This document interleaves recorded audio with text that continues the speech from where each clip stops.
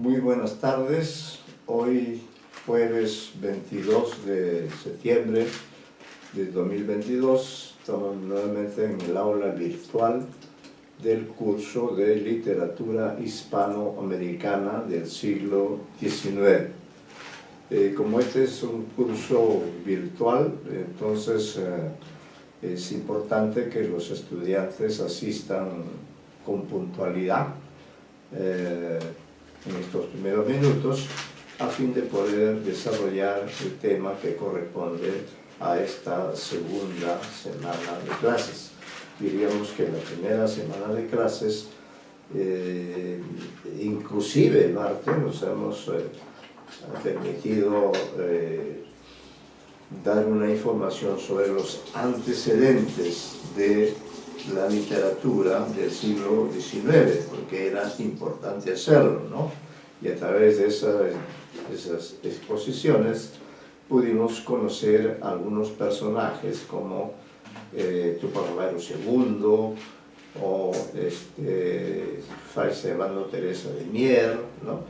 Sucesos también como la invasión napoleónica a España, que hizo posible que nuestros antepasados en esos tiempos virreinales pudieran ellos ponerse de acuerdo para llevar adelante una tarea gigantesca de liberación que les permitiera alcanzar la independencia que les había quitado la monarquía española desde el siglo XVI en adelante.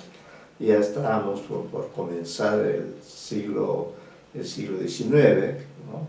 Cuando se produce esta invasión napoleónica a España, ¿no? Es decir, el ejército napoleónico se queda en España, no sigue a Portugal, porque ese había sido el pretexto para ingresar al territorio hispano, sino que se queda en España y, diríamos, se hace del poder. No es Napoleón, sino José Bonaparte, su hermano, quien desplaza al rey español Carlos III y también a su hijo Fernando VII, y los bonapartistas se apoderan de España durante algún tiempo, no sé exactamente, puede ser un año aproximadamente, pero esta situación histórica fue importante para que nuestros antepasados pudieran llevar adelante la independencia, ¿no? Que se realizó a lo largo del siglo XIX, incluyendo todo él, porque si bien la mayoría se liberó en la primera mitad del siglo XIX, ¿sí? Sin embargo, Cuba recién pudo hacerlo en la segunda parte, en el año de 1892, ¿no? Entonces, con la independencia de Cuba, a fines del siglo XIX, es que se consolida la independencia. Adelante, señorita Méndez Cruz, no pertenece a San Marcos. Vamos a anotar. Méndez Cruz, Valeria.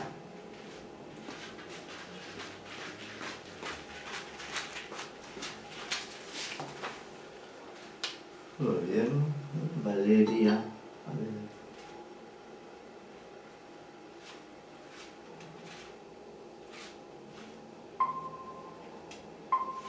Sí, Aparicio Figueroa.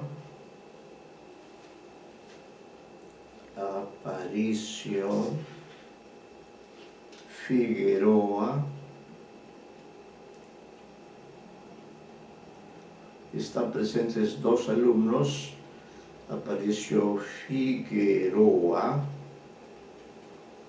y también está presente la señorita Méndez Cruz Valeria, ¿no? También asiste al curso en la sesión de hoy, en que comenzaremos a tratar de la literatura hispanoamericana en el siglo XIX, ¿no? Vamos a esperar la llegada de algunos otros alumnos, pero estamos anunciando que el día de hoy daremos lectura, ¿no?, a el texto correspondiente, en el que damos información. Adelante, Torres Chacón Mirela. 3. Torres Chacón Mirela. Muy bien, quedamos entonces 3 personas en el aula. Vamos a esperar unos minutos para anotar a algunos de ustedes. Acá tenemos la lista oficial, pero siempre anotamos nosotros de puño y letra la presencia de todos ustedes, ¿no? Entonces, por razones de una mejor utilización del tiempo, nos permitimos leer nuestras ideas, ¿no? Y de ese modo ustedes que también tienen esos materiales en su aula virtual, pueden seguir la clase, ¿no?, la que corresponde a esta segunda semana en que adelante Paulino Serva. Paulino Serva. Paulino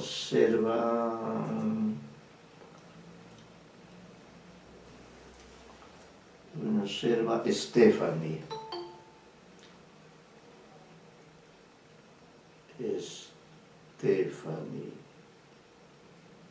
Ya está. ¿Alguien más? Ah, sí, también es el Amaro Pinazo. Amaro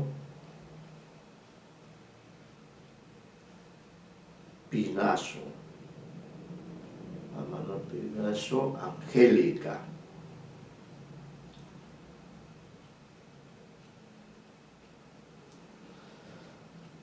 Muy bien.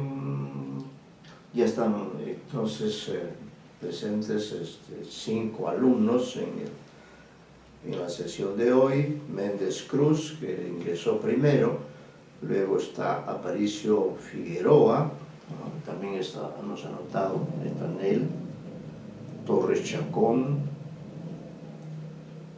Paulino Stephanie,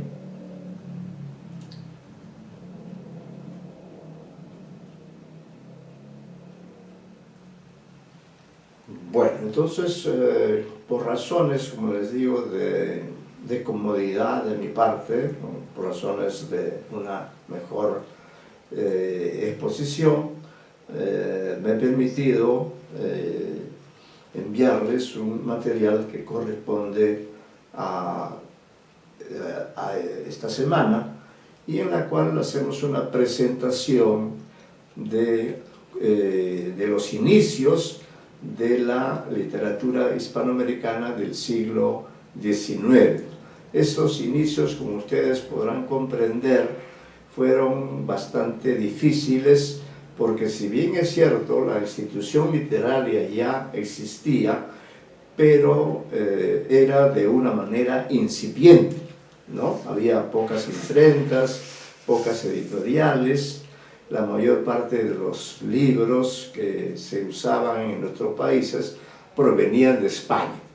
Pero ya cuando nuestros países se convierten en autónomos e independientes, también en el plano de la literatura se produce, diríamos, un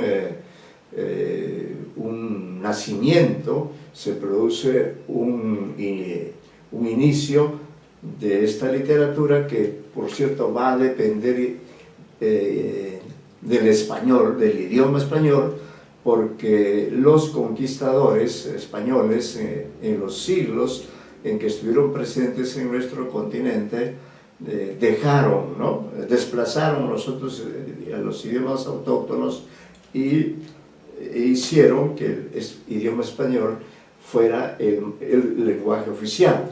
Y por eso es que nosotros, ¿no?, que somos hispanoamericanos también, en pleno siglo XX, siglo XXI, hablamos el español. Y esto hace que la iniciación de la literatura hispanoamericana se hizo también en español. Ahora, en la primera parte del siglo XIX, diríamos, los escritores fueron apareciendo en uno y otro país e iniciaron la publicación de sus obras, ¿no? Y por eso hoy vamos a leer un texto referido a ese proceso, a ese inicio de la literatura hispanoamericana en los primeros años del siglo XIX, diríamos a partir de, no de la primera, sino de la segunda o tercera década del siglo XIX, ¿no? A este primer grupo de escritores que tienen pues toda una formación hispánica, a todos estos escritores se les agrupa bajo el nombre de la generación libertadora.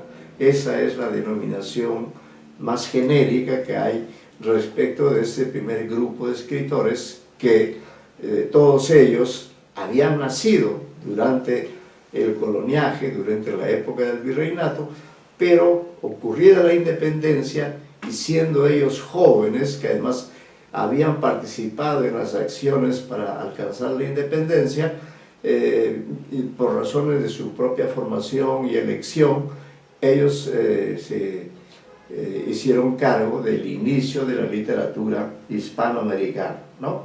Por eso acá en el texto que vamos a leer, y si hay alguna pregunta, por favor la hacen. Este texto que vamos a leer, que corresponde a esta semana, que se llama Generación Libertadora, Formación Neoclásica, la formación neoclásica, que es la herencia española, la temática nueva. Se supone que estos escritores tenían que hablar sobre una situación diferente, ¿no? Y búsqueda de expresiones propias. Andrés Bello. Bueno, comenzamos con la lectura de este material que ustedes tienen allí. Dice un crítico literario dominicano, Pedro Enríquez Ureña, que los inicios de nuestras literaturas en el periodo inmediatamente posterior a la independencia fueron complejos y difíciles de consolidarse, porque la formación intelectual y las preferencias literarias de estos jóvenes hispanoamericanos, aspirantes a literatos, estaban muy ligadas a la tradición española. Todos ellos, o la mayoría de aspirantes escritores, habían recibido una educación formal que dependía del sistema colonial español.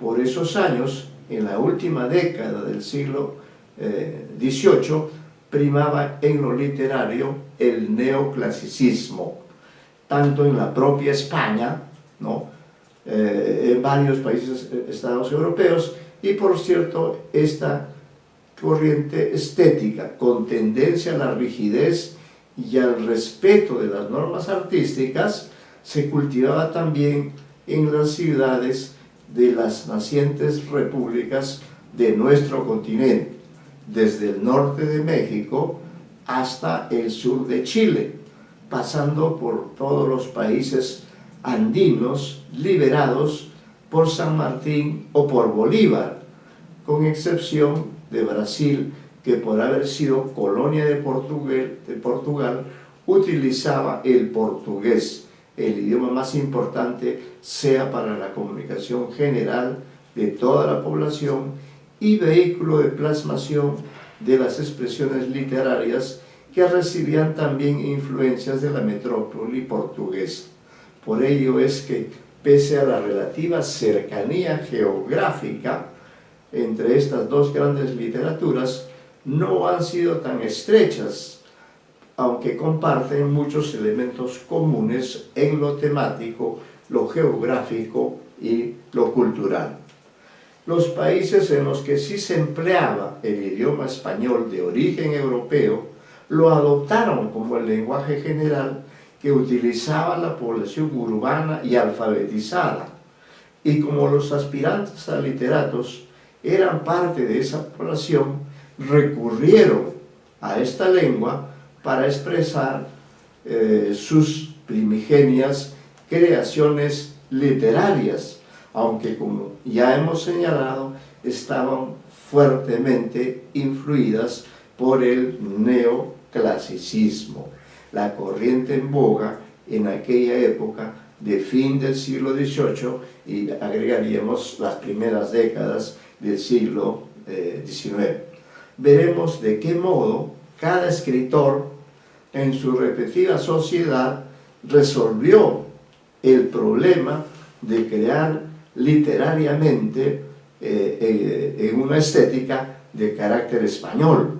Pero la cuestión idiomática y estética no era la única dificultad que se les planteaba, porque estos autores en ciernes o que ya habían publicado o estaban en vía de hacerlo, no podían obviar los modelos neoclásicos en una sociedad que en el plano político se había independizado de España y pugnaba por plasmar en todos los planos de las nuevas realidades libres las ideas, temas, preocupaciones, ideales, contenidos que estuvieran en consonancia con el rumbo republicano y ya americanista que habían adoptado como consecuencia de la independencia americana.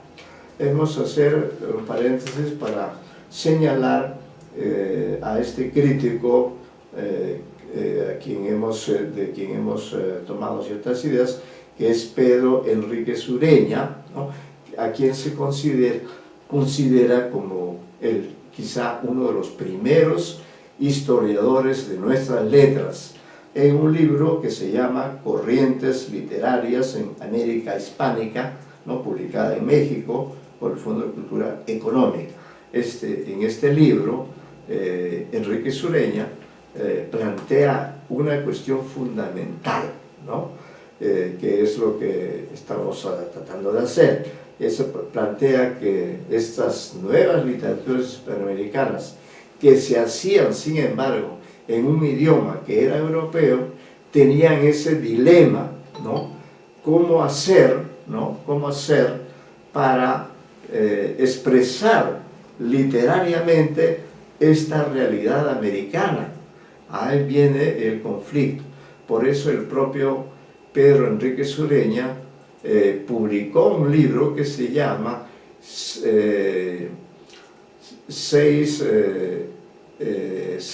ensayos de expresión literaria, ¿no?, a través de los cuales manifestaba que precisamente la literatura tiene como propósito expresar la cultura, la imagen de cada sociedad. Ese título de ese texto fue tomado también un poco después por José Carlos Mariátegui, quien habló de los 7 ensayos de interpretación del Perú, ¿no? 7 ensayos del famoso 7 ensayos de José Carlos Mariátegui, pero estoy seguro que él también tomó como referencia este libro de Enríquez Ureña. Bien, dicho esto, vamos a hablar o decir unas líneas, leer unas líneas acerca de uno de los más ilustres protagonistas de esta generación libertadora, ¿no?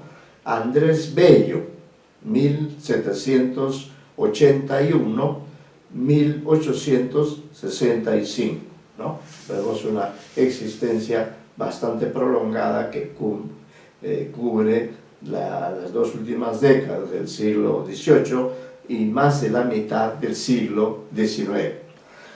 Para apreciar el modo en que cada escritor hispanoamericano resolvió este reto de contribuir a sentar las bases de nuestras nacientes letras, elegiremos en primer lugar al venezolano Andrés Bello, por representar una opción emblemática y que de hecho influyó en los textos de otros escritores, a todos los cuales se les ha denominado como los integrantes de la generación libertadora.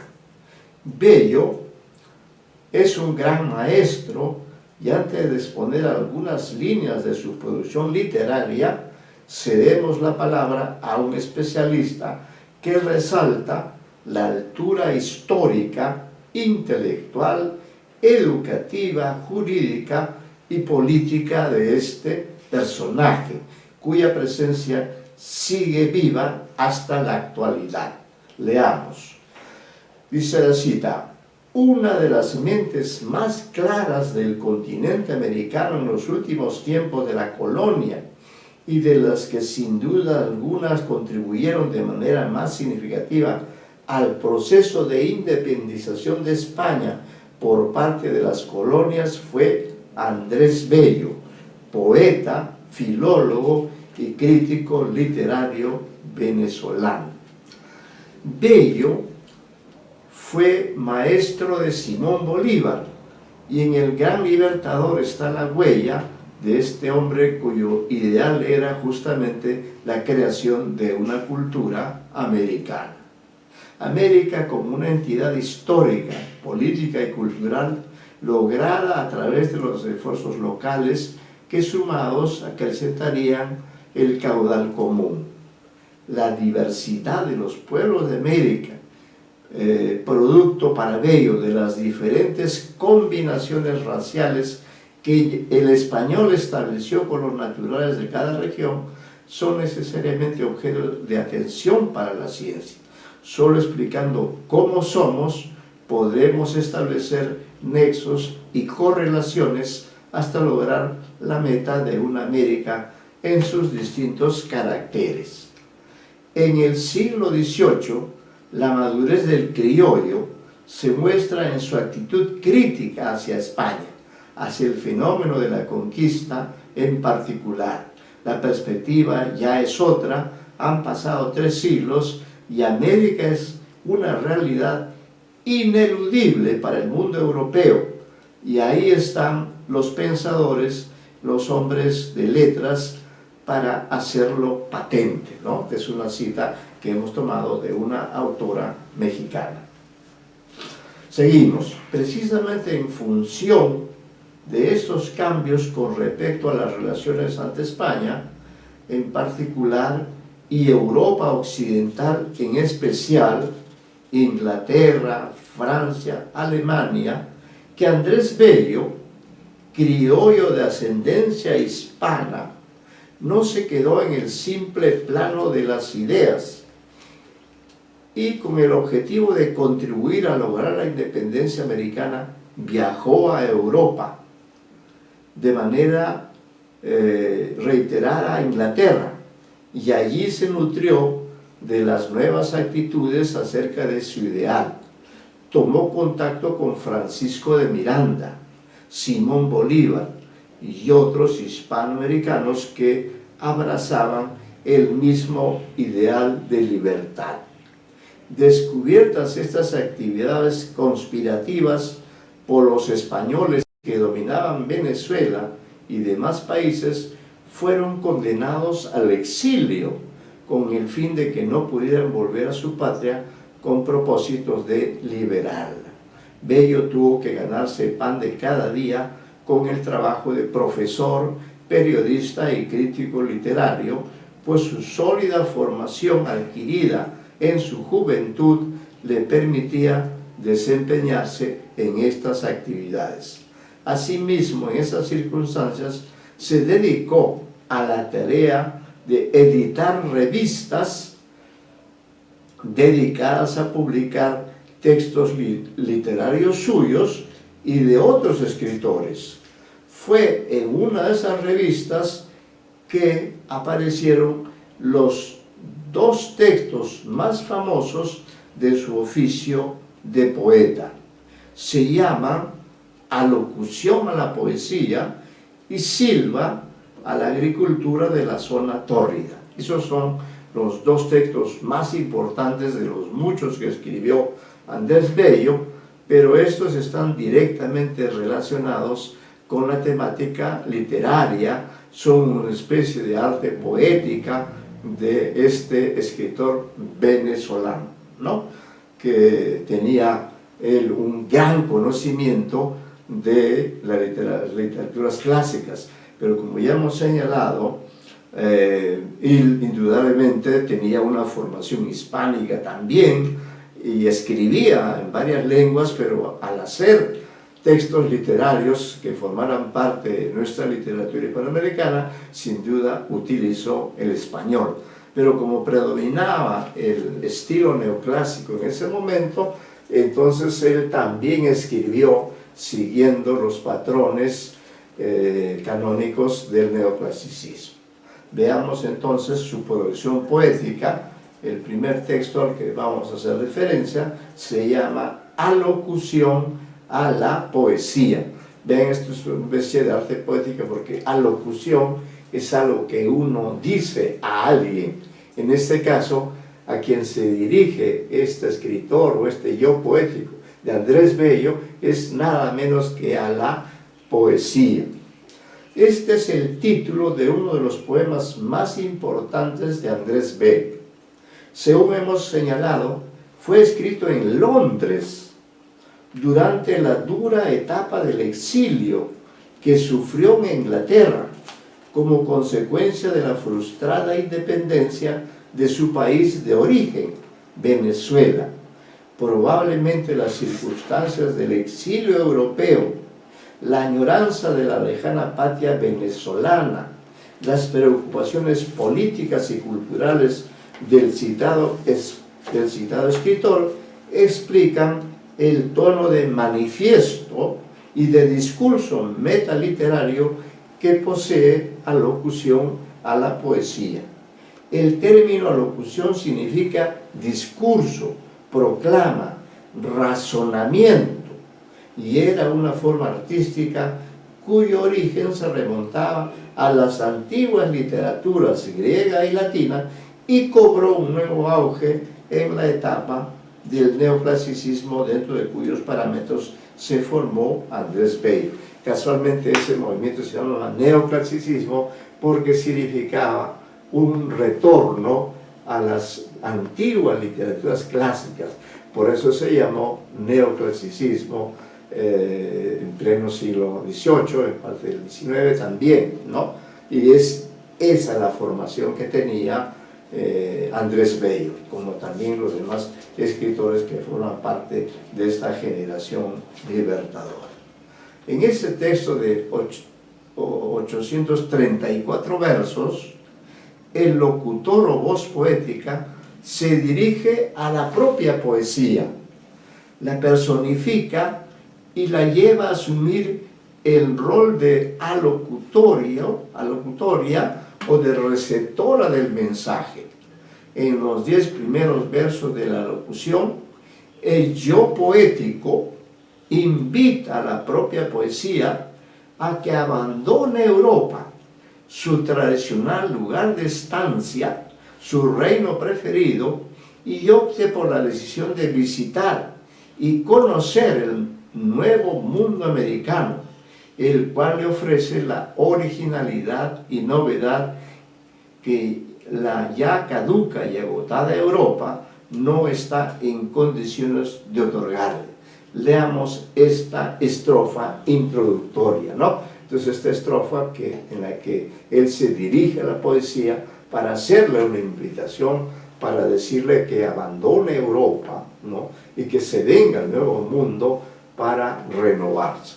Estos primeros versos dicen lo siguiente: observen este estilo neoclásico, solemne, formal, ¿no? Dice así esta introducción, estos versos introductorios de Andrés Bello: divina poesía, tú de la soledad habitadora, con el silencio de la selva umbría, tú a quien la verde gruta fue morada y el eco de los montes compañía, tiempo es que dejes ya la culta Europa, que tu nativa rustiquez desama y diríjase el vuelo a donde se abre el mundo de Colón, su grande escena, ¿no?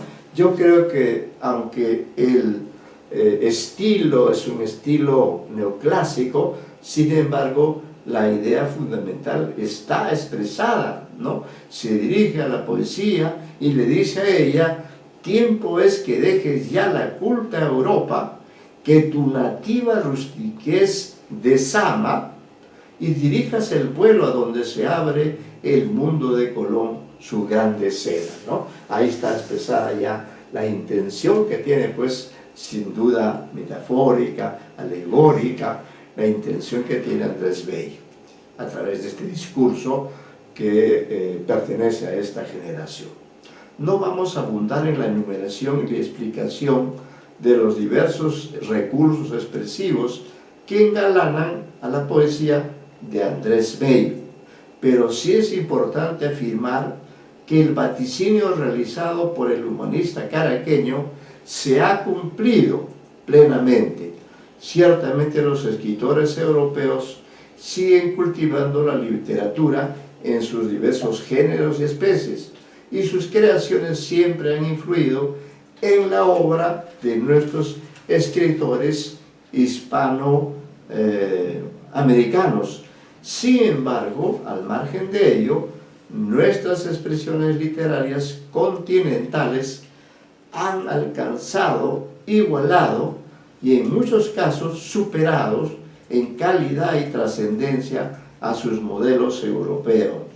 Podríamos citar, por ejemplo, que en plena etapa colonial fuimos capaces de forjar la figura de dos grandes escritores que han interesado y siguen interesando no solo a los lectores de este continente, sino a los del mundo europeo.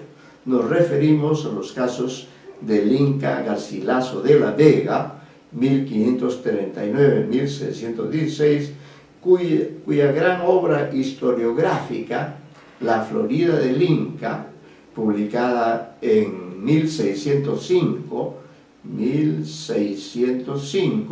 y los comentarios reales en el 1616, influyó en la literatura creativa, en particular en la denominada novela histórica y en otras especies artísticas.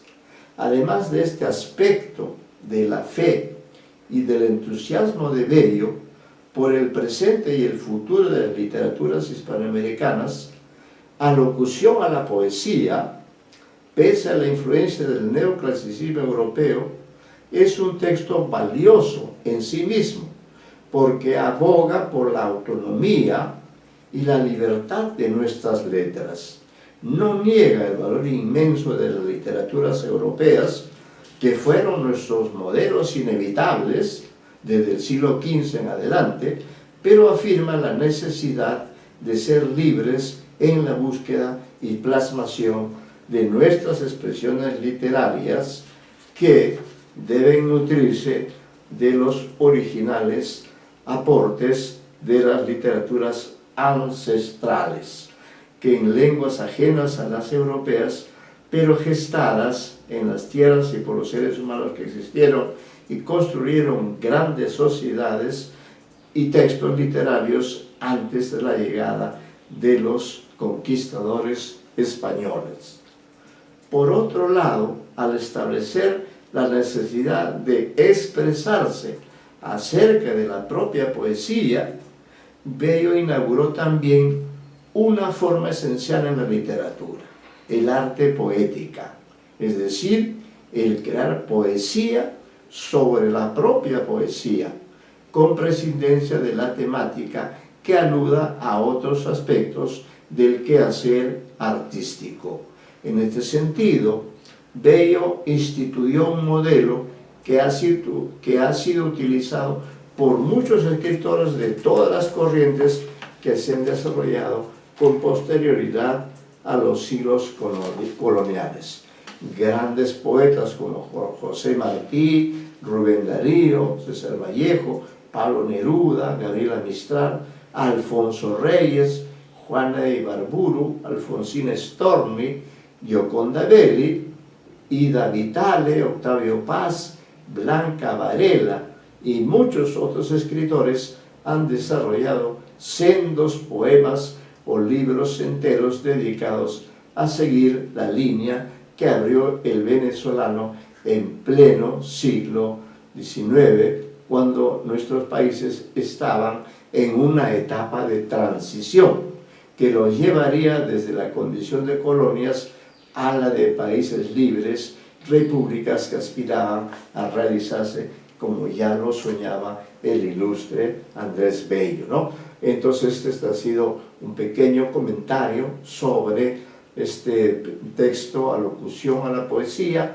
que diríamos era parte de un plan general de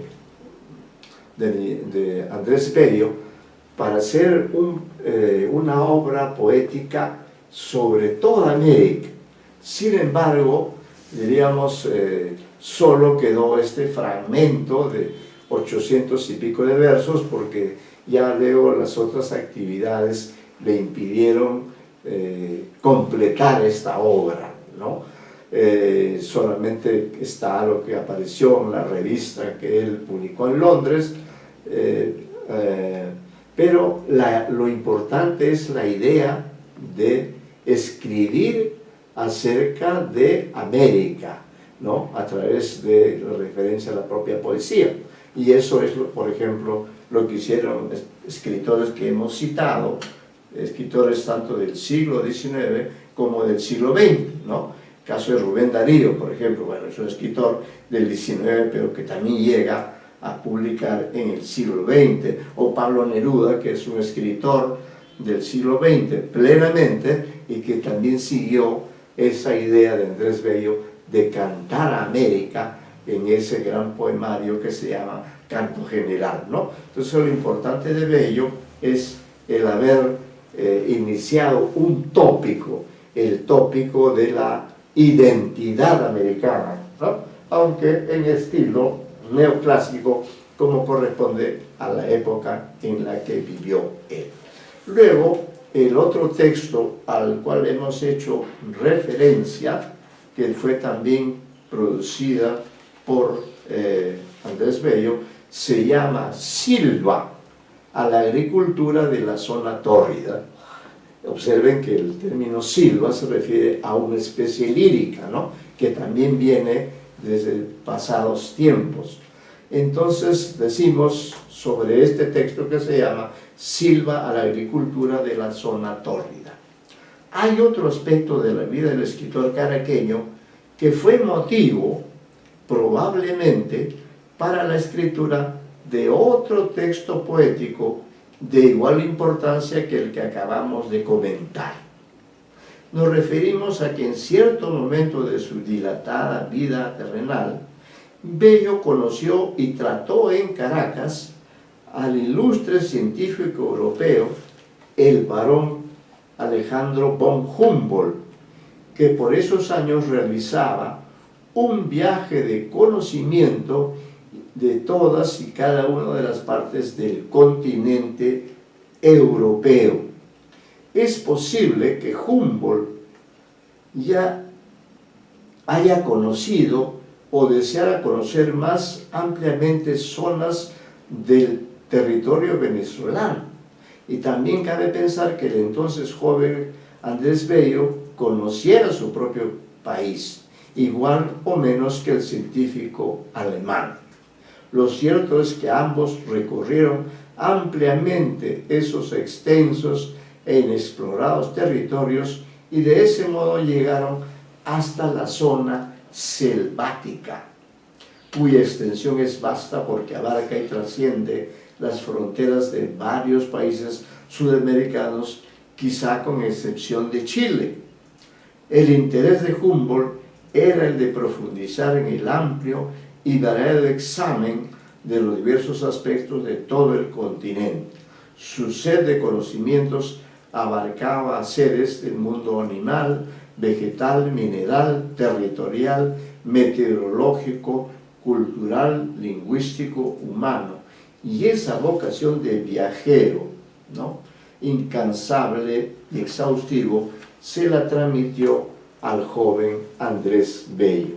Entonces, si ustedes quieren conocer a través de una obra literaria, a través de una novela, ¿no?, esta etapa en la que, diríamos, se producía este descubrimiento de América, pueden leer la novela de Carlos Franz, que se llama Si te vieras con mis ojos, ¿no? Bueno, ahí se menciona algunos elementos sobre el barón Humboldt. Bien, de ese modo, el joven caraqueño, preocupado en liberar a su país y al continente entero, aumentó su amor por la naturaleza, la producción agraria y por la cultura de su tierra hispanoamericana.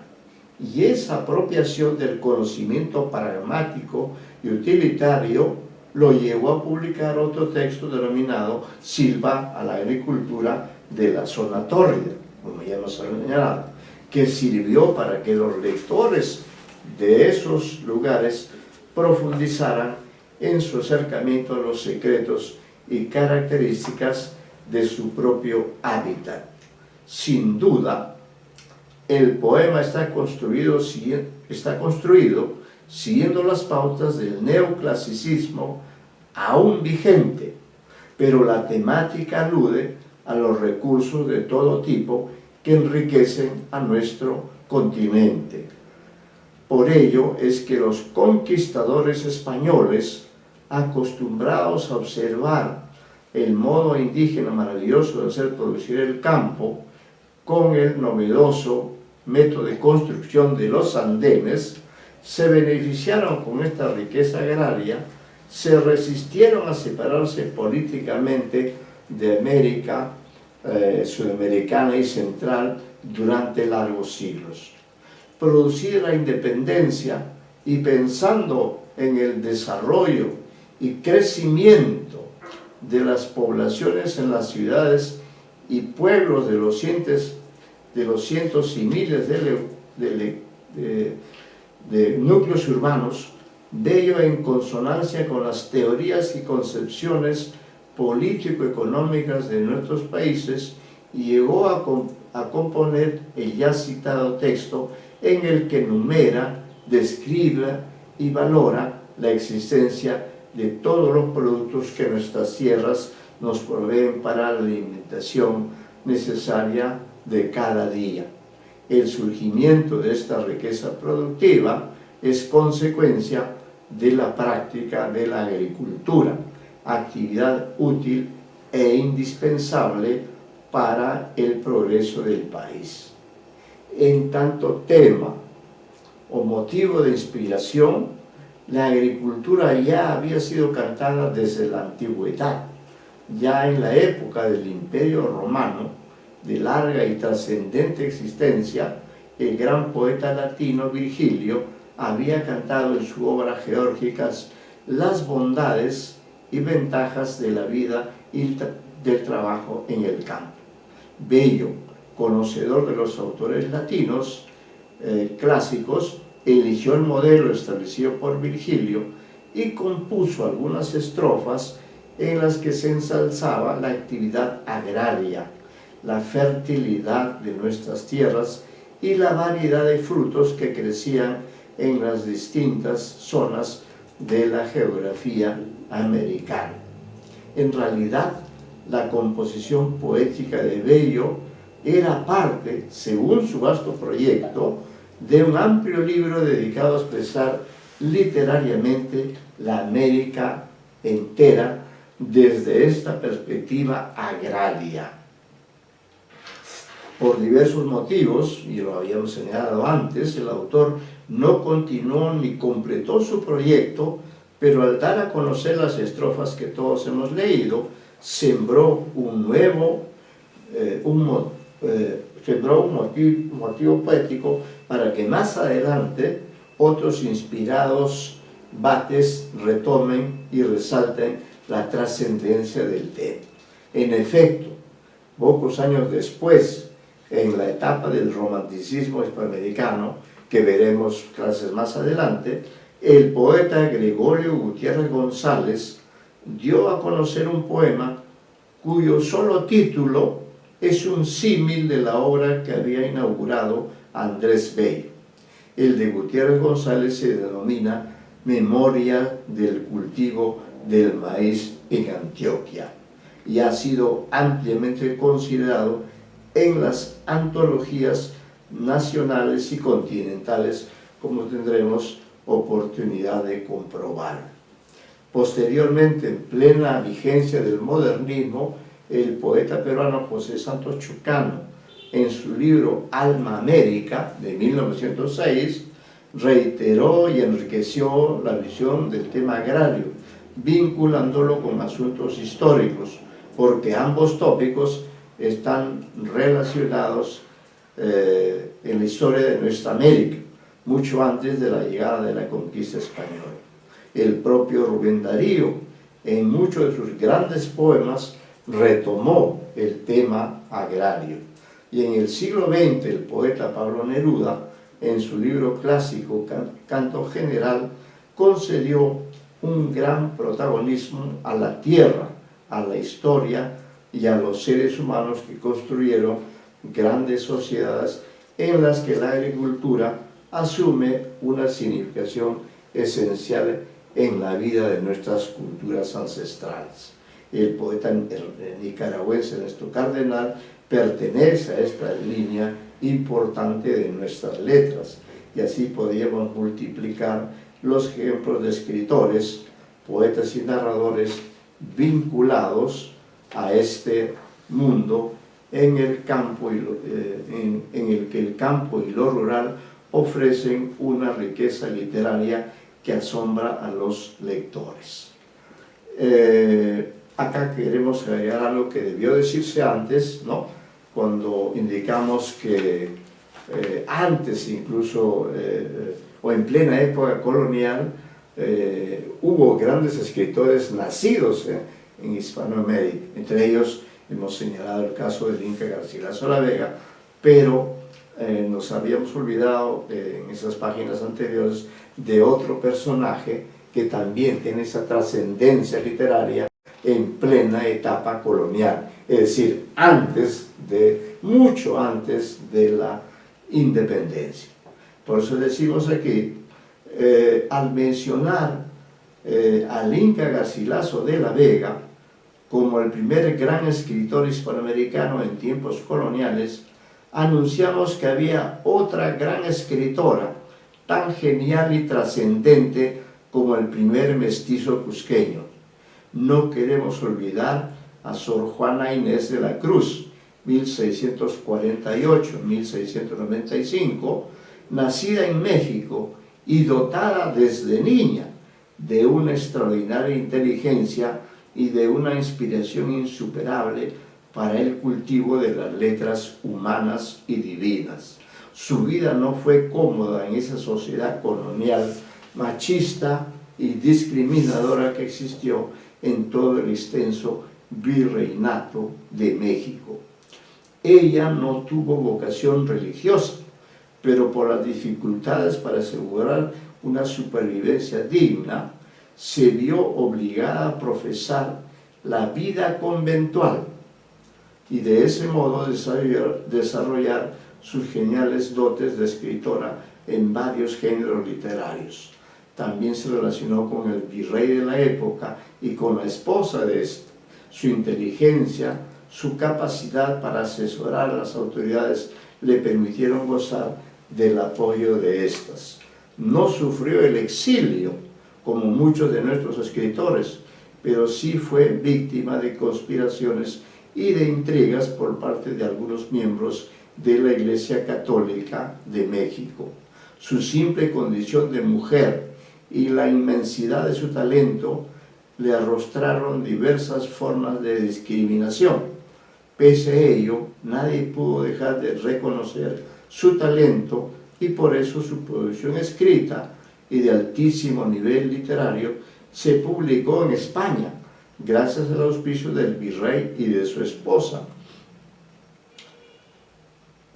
ya mencionados. En su breve vida gozó de un reconocimiento unánime, tanto que se le llamó la 10ª musa, y su mérito literario se ve realzado porque escribió en una época en que predominó el barroco, ¿no? Antes del neoclasicismo, en la propia España.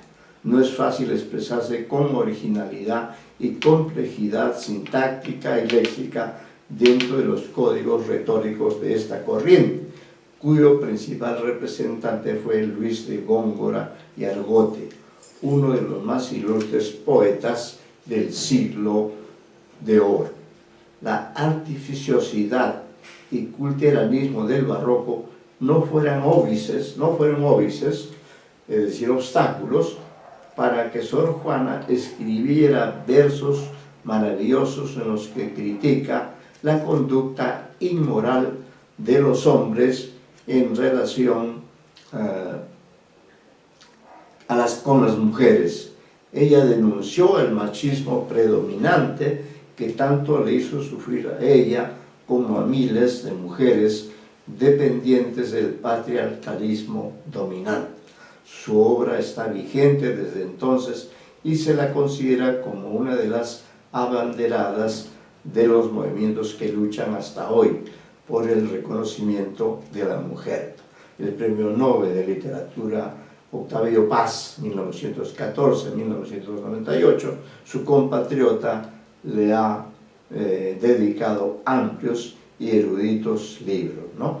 Entonces nos hemos encargado en esta clase de hacer referencia al primer autor, no por una cuestión de jerarquía, ¿no? Sino simplemente, vamos, en función de la trascendencia de las obras.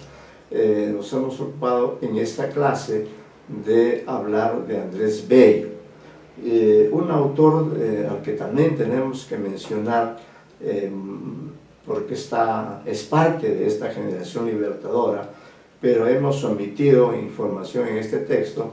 Es la figura de Olmedo, José Joaquín Olmedo, un escritor ecuatoriano que también es parte de esta generación, participa de las mismas características neoclásicas de Andrés Bello, y que tuvo el proyecto, también un gran proyecto, ¿no?, de escribir acerca de Simón Bolívar y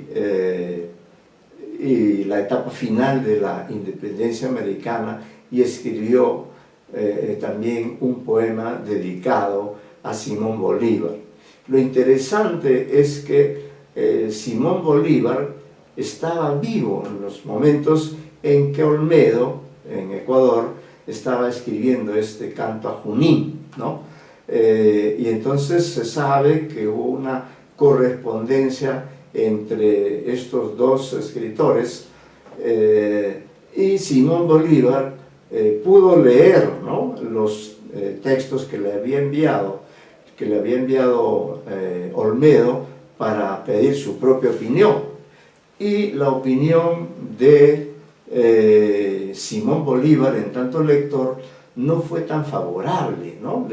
Le hizo una serie de sugerencias a Olmedo para que las tomara en cuenta en este poema, que vamos a decir, también es parte de esta literatura de inicios del siglo XIX. Entonces, la trascendencia de Olmedo radica en la temática. Dedica su texto a un prócer americano como Simón Bolívar, a una batalla, la batalla de Junín, que es la penúltima batalla antes de Ayacucho, con la cual se consolida la independencia, ¿no? Olmedo, repito, es importante por, diríamos, en todo caso, inspirarse en un personaje protagónico, ¿no? Y ya sabemos que en el caso de Simón Bolívar, muchos siglos después, en pleno siglo XX, es decir, en el siglo pasado, el colombiano Premio Nobel también, Gabriel García Márquez, también le dedicó una novela a Simón Bolívar, ¿no? Una novela que ustedes conocen que se llama El general en su laberinto, ¿no? Que seguramente ustedes han leído y podrán tener una información acerca de la visión que produce o que crea García Márquez acerca de este personaje, pero su novela está centrada en los últimos meses de la vida de este patriota, de este libertador, ¿no? Prácticamente se refiere al viaje que hace Simón Bolívar, este viaje del que al final morirá, ¿no? Entonces es una referencia a una literatura posterior. Otros dos escritores, quienes también nos gustaría por lo menos mencionar, son Francisco Miranda, ¿no? Francisco Miranda también fue un precursor, es un hombre también considerado genial, importante, fue tan viajero como Andrés Bello y otros escritores de esta misma generación, y eso hace que Francisco de Miranda sea considerado como uno de los pocos personajes que ha estado presente en tres grandes sucesos de la historia, ¿no? Él estuvo presente cuando se dio la independencia de los Estados Unidos en 1776. Ahí estuvo también Francisco Miranda colaborando con los Estados Unidos de América. También estuvo en la Revolución Francesa de 1789, cuya trascendencia no podemos negar. Y bueno, finalmente también estuvo en la Revolución Americana, participando con sus ideas y participando con sus contactos para que Inglaterra se interesara por ayudar a los países americanos a alcanzar su independencia, ¿no? Porque es indudable, si hacemos una evaluación histórica, es indudable que el poder hispánico era muy fuerte. Entonces los países, los habitantes de este continente, que ya tenían clara la idea de la independencia, ¿no? Sin embargo, se daban cuenta también de la necesidad, ¿no?, de contar con el apoyo de algunos otros países europeos.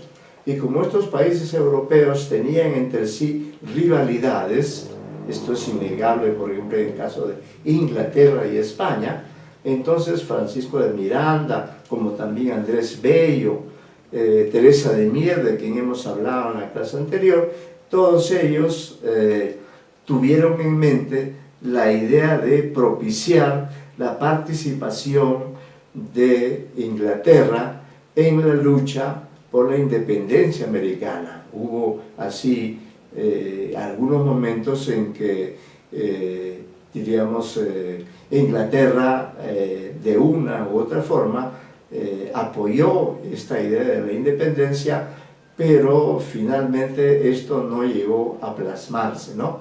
Entonces Francisco de Miranda también forma parte de este grupo, que inauguró también el plano literario la literatura hispanoamericana del siglo XIX, ¿no? Bueno, en esta clase nos hemos encargado de presentarles al primer escritor importante de la generación libertadora, y nos gustaría que hicieran algunas preguntas o algunos comentarios acerca de este autor.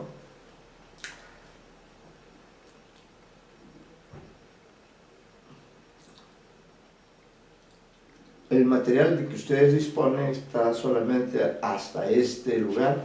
Para la próxima clase vamos a entregar un material más amplio para que podamos enterarnos de otros autores que también están considerados, ¿no?, están considerados como integrantes de la de la generación libertadora, ¿no? Hoy día no vamos a hablar de esos temas, pero sí mencionaremos a los autores para que ustedes tengan ya el nombre. Vamos a hablar también en la próxima clase, no ahora, vamos a hablar también de Bartolomé Hidalgo, ¿no? Es un personaje, un escritor de la zona rioplatense. En la época incluso Argentina y Uruguay formaban parte de una misma nación, ¿no? Él también es otro personaje importante del cual no queremos agregar más datos, pero también, como el caso de Andrés Bello, él también inauguró a su manera, abrió una nueva temática, ¿no? Que luego fue seguida con éxito algunos años después en la literatura hispanoamericana del mismo siglo XIX. Igualmente vamos a hablar en la próxima clase de José Joaquín Fernández de Elizalde, el pensador mexicano, otro escritor importante que es miembro de esta generación. Ahora, el que se les mencione como miembro de una generación no significa que ellos se hayan conocido entre sí todos, ¿no? Esto no es posible, considerando que en este siglo XIX, la primera parte del siglo XIX, las comunicaciones pues no eran fluidas como en estos tiempos, ¿no? Entonces se le menciona como miembro de una generación, ¿no? Por el hecho de haber vivido en la misma época, pero cada uno de ellos vivió esta época con las características propias de su respectiva región, como el caso de José Joaquín Fernández de Elizalde, este hombre, por ejemplo, que se dedicó mucho al periodismo, ¿no? Como también lo hizo Bello, mediante la publicación de las revistas ya mencionadas, y la mayoría de los escritores hispanoamericanos, tanto del siglo XIX como del siglo XX, ellos generalmente, porque además, como ustedes saben, el oficio literario no es muy rentable, no es muy lucrativo, ¿no? Y entonces todos los que son escritores, sea en la lírica o en la épica, en la narrativa, todos ellos se ven obligados a ejercer algún otro oficio complementario que les permita vivir de manera que puedan subsistir decorosamente y pueden dedicarse a su obra literaria. De manera que esta es una característica que siempre se va a repetir, no solo en el siglo XIX, sino también en el siglo XX y aún en el XXI. Así que está pendiente también hablar de este José Joaquín Fernández de Elizalde, que es miembro de esta generación, ¿no? Por la época en que vive, ¿no? Y por los aportes que dio a la literatura hispanoamericana del siglo XIX en sus inicios, ¿no? Luego, otra figura de la que también hablaremos es José María Heredia, ¿no? Este, en cambio, es un poeta, un escritor cubano, ¿no? José María Heredia, que tuvo una vida muy breve, ya lo veremos en su momento, pero lo importante para mí desde esta perspectiva temporal es que José María Heredia, que nació en Cuba, ¿no? A quien consideramos también como parte de esta generación, sin embargo tuvo una vida bastante breve, solamente vivió entre 1803 y 1839, ¿no? Es decir, él sí es un escritor ubicado cronológicamente dentro del siglo XIX, y no como Andrés Bello, que vivió varios años del siglo XVIII y aún en el siglo XIX también tuvo una existencia prolongada. Entonces, les decía con respecto a José María Heredia que este escritor, que también es miembro de esta generación, ¿no? De la que hablaremos en otra clase, este escritor ha sido, diríamos, reivindicado o recordado por un escritor actual, un escritor también hispanoamericano, Leonardo Padura, ¿no? Leonardo Padura es un escritor cubano del siglo,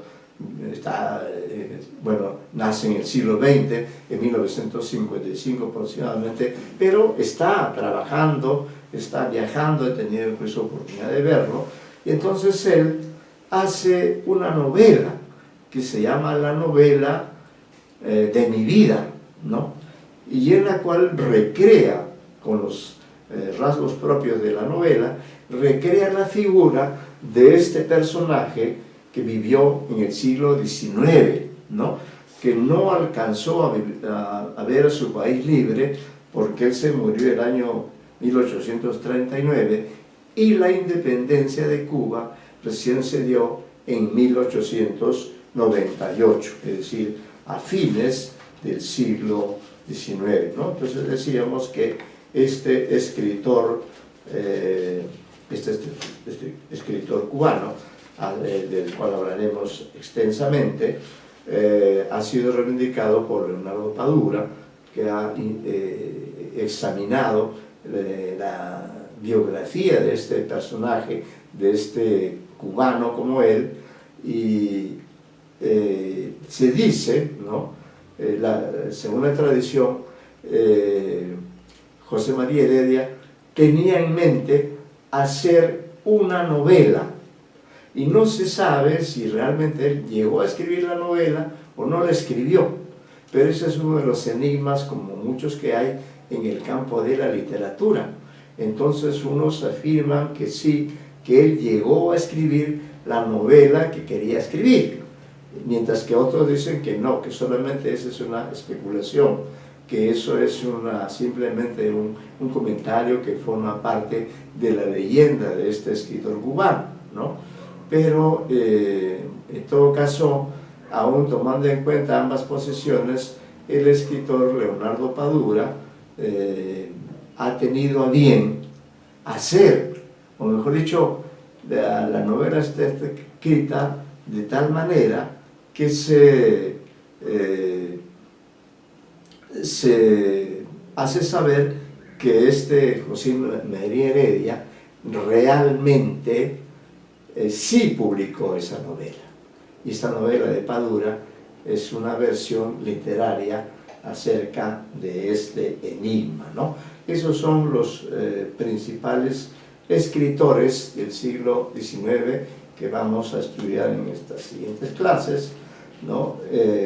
Añadiremos alguna información más, ¿no? Pero como ustedes tienen el material solamente centrado en la figura de Andrés Bello, entonces vamos a quedarnos en esta parte de este escritor, pero en todo caso, si hubiera alguna pregunta, hubiera algún aporte que se quiera hacer, con todo gusto utilizaremos estos 10 minutos, ¿no?, en comentar algunos otros aspectos que ustedes quieran hacer acerca de la literatura del siglo XIX. Los escuchamos entonces con sus preguntas o aportes. Cualquiera de ustedes puede hacer una intervención.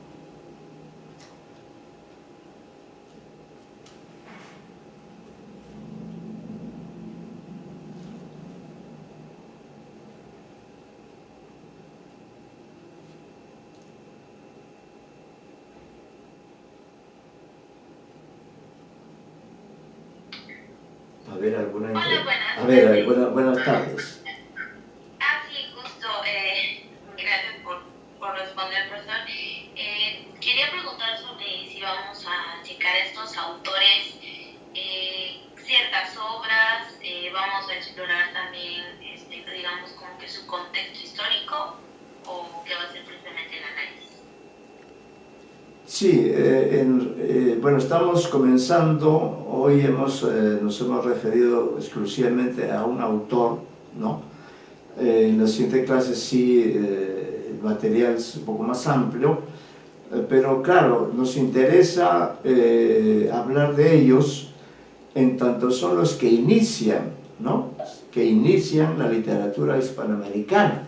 es decir, la literatura que se escribe producida a la independencia. Y al hablar de cada uno de ellos, como hemos hecho ahora, por cierto, nos referiremos al contexto histórico, ¿no? Al contexto histórico dentro del cual cada uno de ellos hizo un aporte especial, un aporte particular a la literatura.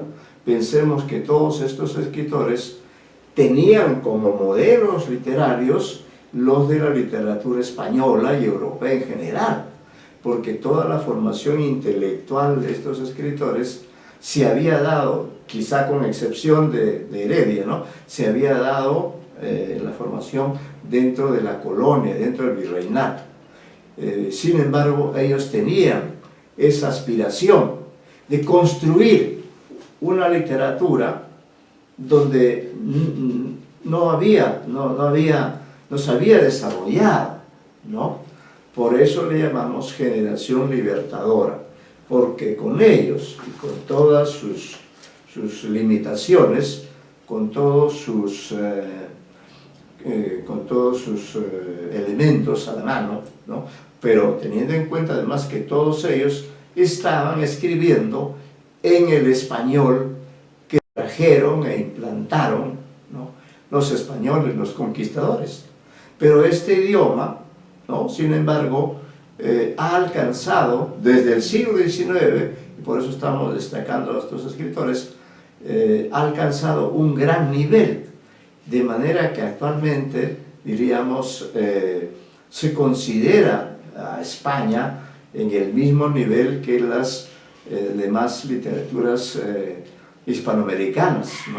Pero todo eso ha sido parte de un trabajo inicial que comienza en este siglo XIX, que por otra parte hay que señalar que fue también, no solo en lo literario, sino en general en lo histórico, fue también una época muy complicada, porque no es fácil, diríamos, hacer la transición, ni siquiera en lo literario, no es fácil hacer la transición del modelo colonial en que habíamos vivido durante varios siglos, no es fácil hacer convertir eso que fue una antigua colonia virreinato, convertirlo en un país libre, ¿no? Esa libertad se fue dando poco a poco, de manera dramática, de manera, diríamos, esforzada, y por eso es que hasta ahora tenemos ciertos elementos que vienen de la propia colonia, sino mentalmente, por ejemplo, ¿no?, ideológicamente, esta etapa colonial fue muy influyente, fue muy poderosa, y por eso es que estos escritores que inauguran nuestras literaturas, ¿no?, lo hacen nada más ni nada menos que con el idioma español. Ahora, ¿existía literatura en las lenguas autóctonas en el siglo XIX? Seguramente que sí, ¿no? Pero esto es algo que se ha apreciado después. Es decir, por ejemplo, en la zona de México, yo recuerdo haber ido al Museo Nacional y ahí incluso tomé nota de algunos poemas, ¿no?, que habían sido escritos en la antigüedad, en estas lenguas ancestrales, ¿no? Igual me refería al caso peruano, ¿no? También en el caso peruano, en la plena época colonial o desde antes, ya existía también una literatura en quechua, y eso lo explica muy bien el Inca Garcilaso de la Vega, ¿no? Con todo detalle usted puede leer los comentarios reales, y allí él va a describir exhaustivamente los géneros y las especies literarios propios de la cultura del Tahuantinsuyo, ¿no? De manera que hay que tomar en cuenta esto, y que en esta primera etapa del siglo XIX, de la que hemos hablado hoy día, y en particular de Andrés Bello, en esta época todavía no se había dado la importancia que hoy se da a las literaturas autóctonas, que por cierto existen, ¿no? Siguen existiendo y existían antes de que llegaran los españoles, pero cuando llegaron los españoles ciertamente de una u otra forma, con el tipo de dominación establecida, no permitieron, ¿no? Que estas nacientes literaturas pudieran desarrollarse. En todo caso, se mantuvieron en una situación de, diríamos, de dependencia o de inferioridad frente al español, al idioma español, que sí produjo, como he indicado, a escritores hispanoamericanos, de los cuales he mencionado a el Inca Garcilaso de la Vega, ¿no? Que él sí fue un hombre que incluso vivió en el Cusco y vivió una época en la que recién se estaba instalando el virreinato peruano. Entonces él recordaba esos años, porque él vivió 20 años en el Cusco, él sí pudo apreciar diríamos, el proceso de liquidación del Tahuantinsuyo, y al mismo tiempo pudo apreciar el surgimiento del virreinato, ¿no? Y por eso él, luego, muchos años después, ya instalado en España, y ya él no volvió al Perú, ahí escribió y se basó en esos recuerdos, ¿no? De su viejo Tahuantinsuyo, el que habla con nostalgia. Un escritor peruano, Eduardo González Viaña, ha publicado una novela del año 2021, si no recuerdo mal, ha publicado una novela sobre este personaje, sobre el Inca Garcilaso. La novela se llama Cutimuy Garcilaso. Cutimuy significa vuelve Garcilaso, ¿no? Porque todos tenemos la impresión de que nuestros países sin duda son formalmente independientes, pero formamos parte de un sistema que de una u otra forma nos domina de modo distinto a la época colonial convencional, pero que sí, de hecho, nuestros países son dependientes del imperio o del gran país del norte, ¿no? Y esto sucedió también porque en su momento, precisamente en el siglo XIX, estos países no pensaron igual que los de América del Norte. Ustedes saben que en América del Norte está Estados Unidos, que es un gran país, ¿no? Y todos están unidos allí, pero en cambio nosotros, al alcanzar la independencia, gracias a las acciones de General Bolívar, del General San Martín, cada uno de todos estos países podían haber formado los Estados Unidos de América del Sur. Entonces tendrían una mayor fuerza, ¿no? Pero eso también influyó el caudillismo, los apetitos de las personas que participaban en estas actividades, y por eso lo que tuvimos es una fragmentación, ¿no? Aparecieron ya en condición de países con una estructura distinta, y a lo largo del siglo XIX, por ejemplo, Simón Bolívar creó Bolivia, ¿no? Y bueno, años después también se produjo la separación entre Uruguay y Argentina, que habían sido un solo país, ¿no? Y así hubo guerras en las que estos países a lo largo del siglo XIX, entre ellos también Paraguay y también el Perú, que en 1879 tuvo una guerra con Chile, ¿no? Y donde también intervino Bolivia como aliada nuestra, pero ya ustedes saben que la guerra del 79 fue para nosotros devastadora, ¿no? Y también por eso existe esa rivalidad, esa suerte de lamentar esa derrota, ¿no? Por eso que existe esta suerte de competencia entre el Perú y Chile, ¿no? Y todo esto son sucesos del siglo XIX, de la segunda parte del siglo XIX. Ahora estamos hablando de los primeros autores del siglo XIX. En todo caso, me parece que usted es de la UNAM, señorita Méndez. Sí, ella es de la UNAM. Así es. Ah, cuánto gusto, bienvenida.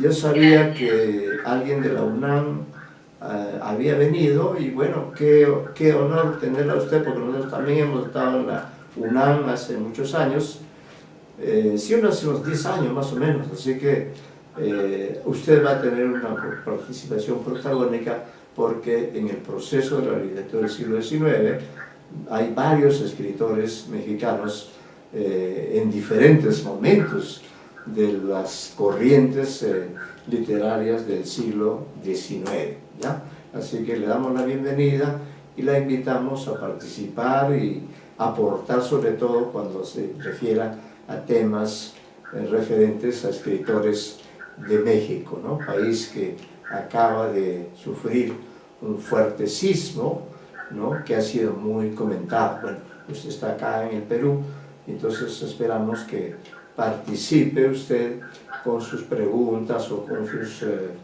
intervenciones en este curso dedicado a la literatura del siglo XIX. Entonces, con estas palabras damos por... Gracias a usted y bienvenido nuevamente. Damos por finalizada la clase de hoy y nos veremos ya en la siguiente reunión. Muy buenas tardes a todos los que han asistido. No se olviden de registrar sus asistencias para que sean considerados como asistentes a la clase. Muchas gracias.